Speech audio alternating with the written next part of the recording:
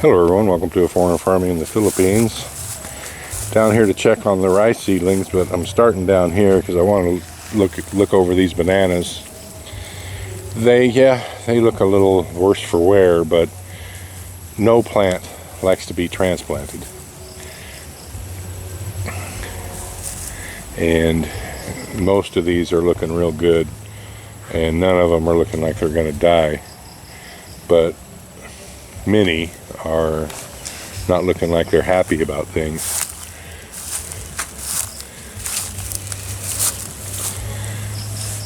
I am going to make a definite plan to go to the place that has those bees next week. We're going to take that road trip, and I'm going to do my very best to come back with a hive or two or three of those small little native stingless bees, because I'm looking at these coffee beans, coffee trees, and I'm seeing lots of flowers, as I have for the last several weeks. But when the flowers are done, I'm not seeing any beans starting. Maybe they are right there. I mean, I don't know.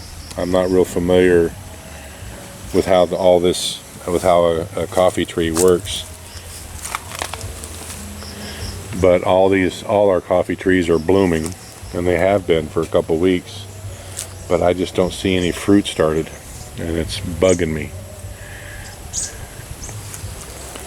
Anyway, I'm going to talk with Tatai tonight.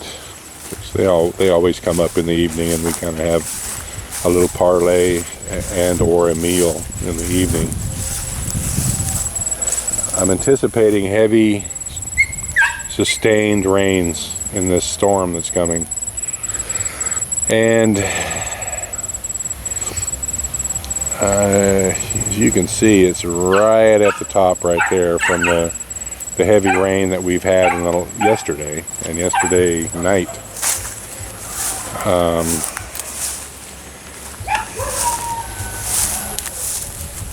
I just want to make sure that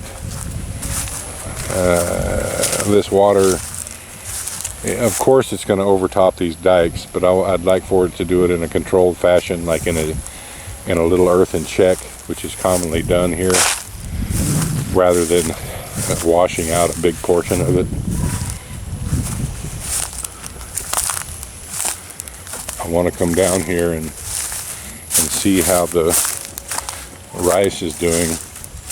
I had talked to Tatai when he was sowing this about how he was going to keep the birds out of it, and he said with I don't know what he said, some kind of a plastic, but it doesn't look like he's put any of it up to me.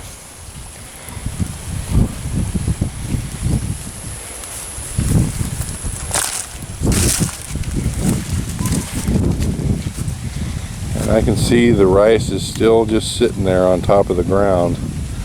I don't know if you can see that as easily as I can.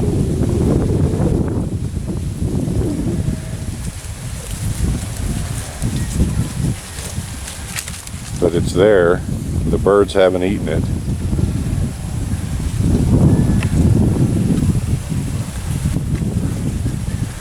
Zoom in on that little spot right there. You can see a lot of it clearly. And some of it, by golly, I can see is coming up. See those little green sprouts there? That rice is actually coming up. So I guess I was just being a worrywart, because there's actually green rice growing out in there. So I would anticipate in a couple days that these three little patches right here will be full of little rice seedlings.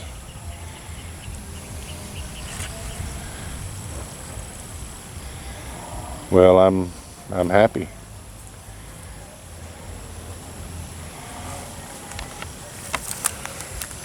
I'm just, I'm happy, but I'm kind of worried that, you know what, I think I'm going to have to pull the guys, now that I've remembered it, I'm going to pull the guys off of building the tank tomorrow for as long as it takes to build up that dike a little bit in that road, and to dig out the sediment in that canal that we've made around that, because the water has been coming through here at a pretty good clip. You can see this is kind of the drain here. I'd much rather have the water coming in over there through that ditch that we dug, rather than here and washing away all these little rice seedlings. Maybe I'll just, it would be easier just to dig a little trench right here, a foot wide and 2 feet wide and 6 inches deep, just to make sure it goes that way. Because the water has flowed through here, well, right there by the well, the corner of that old fence to the bank. I've seen it a foot deep there, moving really fast. So we've got to build something here to get this water downstream without washing all the rice away.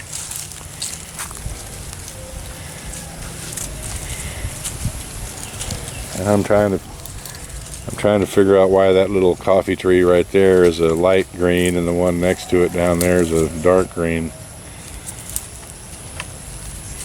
Maybe it needs a little fertilizer or something. In about 3 weeks, we're going to fertilize all these banana trees, everything that we planted here. Once they get well established, get their roots going, and they're reasonably happy little banana trees, I'm going to sock the fertilizer to them.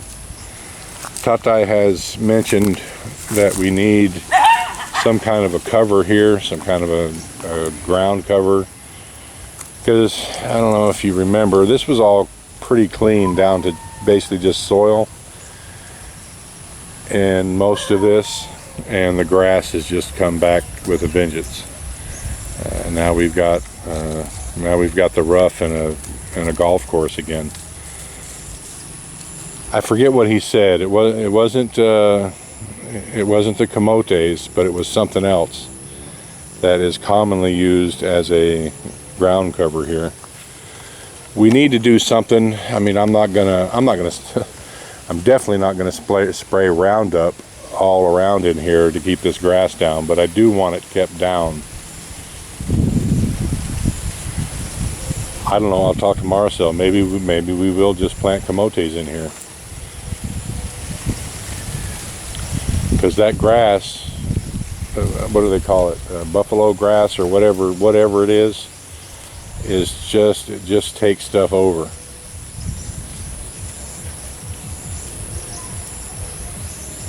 And it's a wonderful habitat for cobras. I've seen a cobra right at the end of the piggery, and he slithered off into that 4-foot tall grass. Saw him about a year ago. So I'm definitely not a fan of tall grass. Not in cobra country.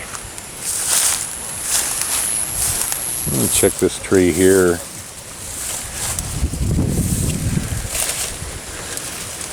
Again, lots of blooms and blooms that have ended, but I don't see any little beans.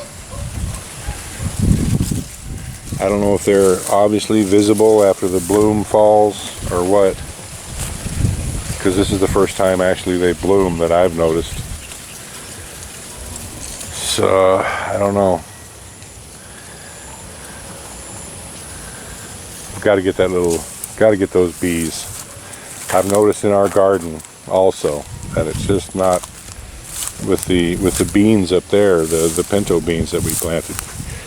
The pollination is just not like what it should be. It's just not there, and it's because there's no bees. Very occasionally you'll see a bumblebee, and very occasionally you'll see one of those little stingless bees, but you don't see them. You know, in Northern California, when I was out in the garden, it was just a constant buzzing. There was bees everywhere, and they were taking care of business. But here, very, very rarely see bees. Even those larger ones that really light you up if they sting you hardly ever see those. I don't know why, but it's just not bee country. So I'm going to do, even if I have to do it artificially, I'm going to try to cure that problem. Thank you, everyone. Please like, comment, share, and subscribe.